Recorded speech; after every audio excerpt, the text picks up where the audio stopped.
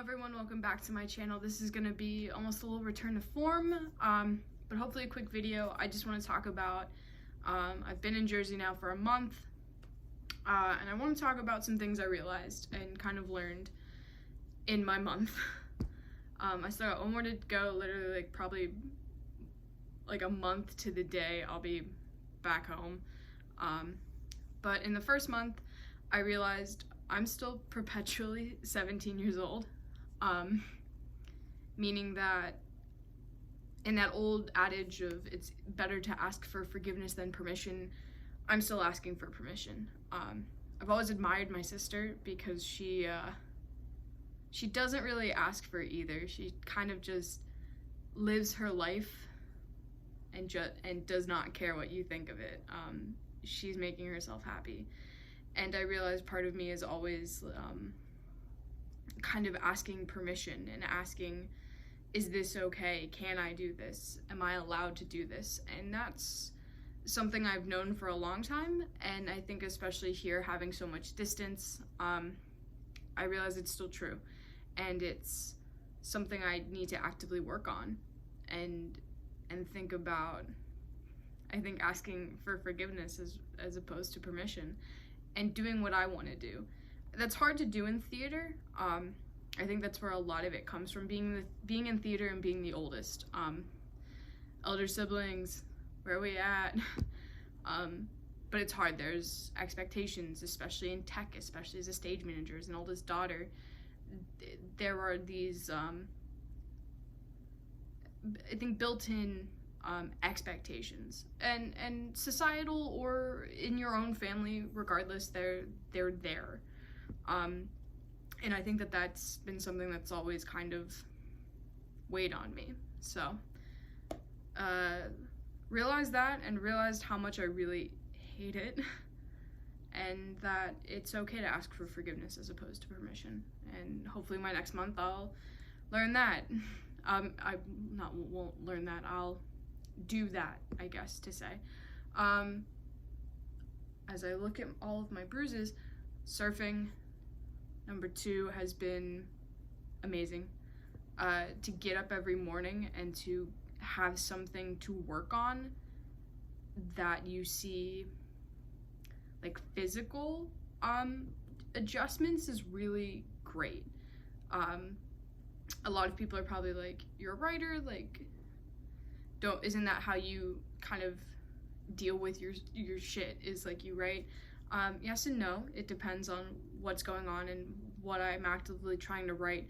And yeah, by the end of, however long I've decided to dedicate myself to every day sitting down and writing, I have not done that on this trip, sue me, but yeah, like at the end of the month, if you write every day for 15 minutes for a month, you're gonna have hopefully like 100 pages. That's a lot of pages. Maybe you'll have 30 pages, like you write a page a day. But with surfing, it's, every day is, the conditions are different. Sometimes they're better, sometimes they're worse. Today was great. And you have to make these split-second decisions of, okay, the wave, like today, the waves weren't cresting when I thought they were. They were building just a little bit more, and I was ending up in a position that I was just gonna get, put through the washer if I didn't either go like under it or get out of its way. And especially if I tried to ride it. And you have to make these decisions like really split second. You have to decide, am I going over the wave? Am I going under the wave? Am I gonna turtle roll? Am I gonna just hold my board to the side and, pray and go underneath it, It's taught me a lot about, and I think always being in the ocean in general, it always reminds me of like very important decisions can be made in a split second and you can keep a level head about it. I remember in theater, there were sometimes I would get a little frazzled, and I think about it now, I'm like, I literally go out there every day. You can't, Mother Nature is Mother Nature, you can't underestimate her, and it's like, you have 0.5 seconds between when this wave is gonna peak and crest and when it's gonna crash. Maybe even less. It's like, figure out what you gotta do, or figure out if you're gonna ride it, and how, like, are you gonna like wait that second? to make sure that you're in the right position. That's been really helpful. I think in another month I'll be much better at it, and I think it'll really cement that idea of split-second decisions are okay and are necessary. Plus, I can see myself getting better, I think, physically through it. The board gets easier and easier to carry every time I go down there. Paddling out becomes easier. Popping up is still, I think it's more of a mental block than anything. But popping up is getting a lot easier. Catching the wave is becoming easier, and it's becoming very, it's practice, it's repetition. The split-second decisions lead me to, I think the big thing that's on my mind is I realized I swung for the fences on grad school, and I whiffed it. Like, I fouled out. Because I'm counting the interview as, like, I did hit the ball. It just did not go where I wanted it to go. And the more I think about it, and it's funny because I was literally on the phone in tears, crying to my friend the other day saying, like, sounds so stupid, but this isn't how it was supposed to turn out. This isn't how my life's supposed to be. I'm supposed to be, this, that, and the other. Whatever kind of 22-year-old or even like 35. It's that scene in movies where it's like, my life wasn't supposed to be this way because of things that either you could control or you couldn't control. I digress. The point is, I realized I was really happy that I'd swung. And I swung for the fences. I swung for the, I didn't bunt. I didn't, just try to get on base. I wanted to go big. And I realized that the other day. I was at a bar. The bartender was really cute, and I texted my friend. I was like, "Can I slide my number? Like, how?" And she was like, "Yes, you can do that." So I slid the bartender my number at the end. This will end up in a comedy special at some point because it's a really funny story. And I was leaving the bar, and I texted my friend again. I said, "Why do I feel so happy?" And she goes, "Because you had like a YOLO moment." She goes, "Because you took a risk." And granted, I have not been contacted. The bartender was not into me. But I felt so good about that. And I was like, why do I feel good about that? She goes, you took a risk. And you did something that, took a bit of guts, took a bit of courage. And yeah, it didn't end the way you, we're not getting married. Heck, I'm not even getting a first date. But she was like, I admire that you did it. And I thought about that, and I thought how much I admired about myself that I went for it. I kept saying that. I wrote it into the letter when I sent my screenplay off to who I sent it off to. I think I wrote the last line was something along the lines of, regardless of whatever happens, I wanted to send this. I've always wanted to be the girl who said, at least I went for it. I've always wanted to be the person to try. I had so many friends growing up who were big talkers but never did anything. They'd say it, and it just never they wouldn't even try when the opportunity came up. And I knew I never wanted to be like that. I wanted to be a person who at least went for it, even if it didn't end up well. Well, it didn't end up well, and I think looking back, even just a month and a half ago, I realized it felt good to do it. And I was gonna have this long tangent and rant about it, and I realized, no, I don't need to do that. I went for it, and it didn't pan out, and that's okay, and I'm figuring it out. I'm wading between waves right now, figuring out which one I'm gonna end up catching and all that stuff, and how long I'm kind of gonna wait out there before I finally get something. That's the other thing. Do you know how many waves I paddle to try to catch and don't get in a day? A lot, because I spend 2 to 3 hours in the water, and it's kind of like life. It's you're gonna paddle, and some waves you're just not gonna catch. So now I'm in this point of just paddling and trying. Never thought I'd be here, but here we are. And I think lastly, big part of my catharsis when I got down here. I was dealing with everything in a way that I think I'd wanted to, because I was alone, finally. And I realized part of that catharsis had to do with my grandfather. My pap had passed in January, and this is my first time being down at the shore, really without him. And something really, I kept thinking about it.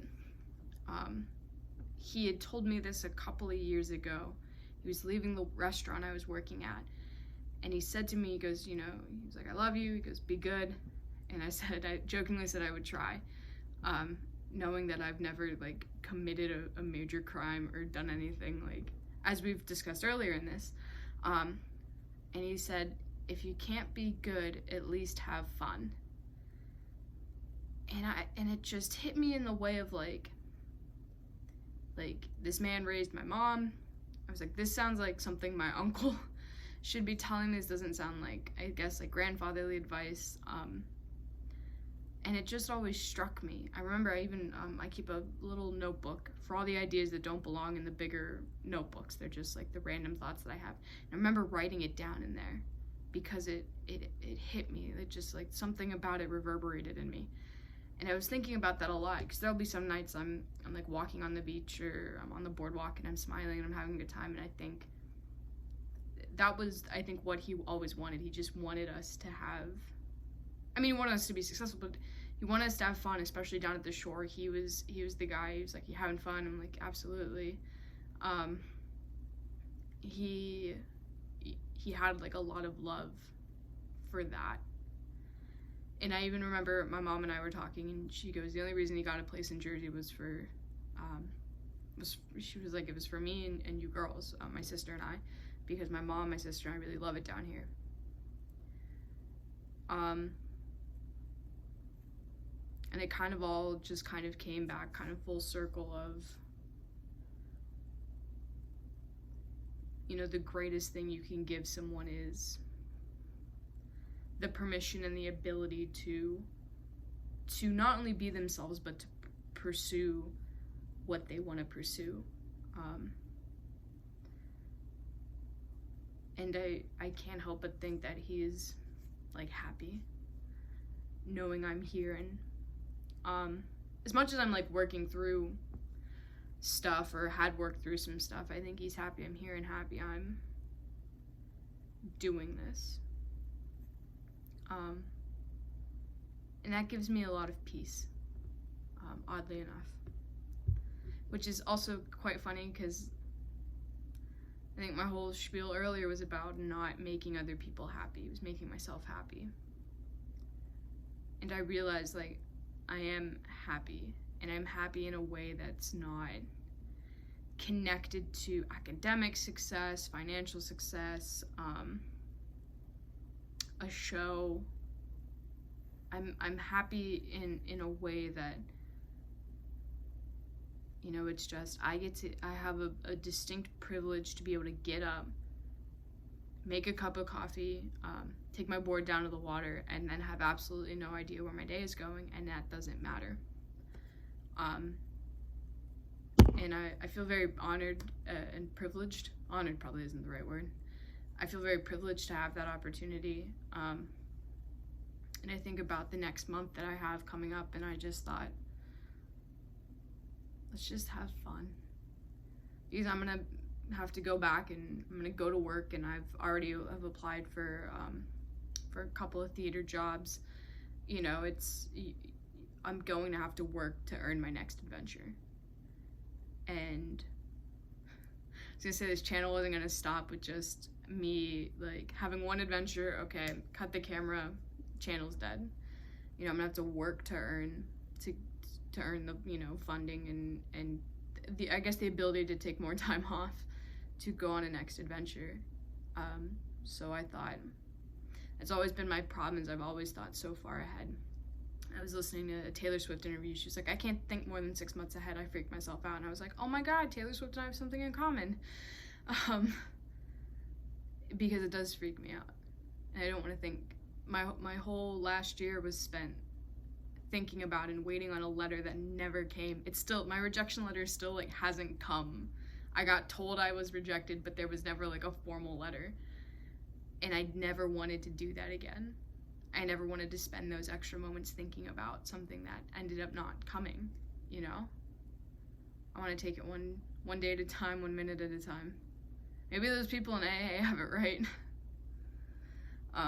You know, 1 day at a time, 1 minute at a time, 1 moment at a time. So yeah. My hair just didn't get blonder, and my skin just didn't get darker. I did learn, which I think is, you know, when you go and you, I guess you move somewhere for an extended period of time, that's what you do, is you learn, and that was the whole like point. My friend was really excited. She was like, you're gonna learn so much about who you are, and who is you and who is other people, like what's other people. And that really hit me, and that's like, I don't know, it was very profound. And yeah, I didn't want to make this video long. We're going on 16 minutes. Nicole, you are right though, it is very therapeutic to just turn on a camera and talk. That is my friend Nicole of Impersonating Doctors. You can find on iTunes and Spotify. I'll link it in the description below. But yeah, 1 month down, 1 to go. I look forward to having many more videos for you guys. And yeah, sorry if this one's like a bummer. I know like my first 4 videos on this channel were just like me bitching and getting it out, and this is kind of like another one, but like, oh my god, revelations. Yeah, all right, thank you guys for watching. I appreciate all of you who subscribe if you want to. I'm not here to promote anything. I'm not here to be the next anybody. I'm just doing this because I thought it'd be fun. So yeah, thank you for watching. I will catch you guys in the next video.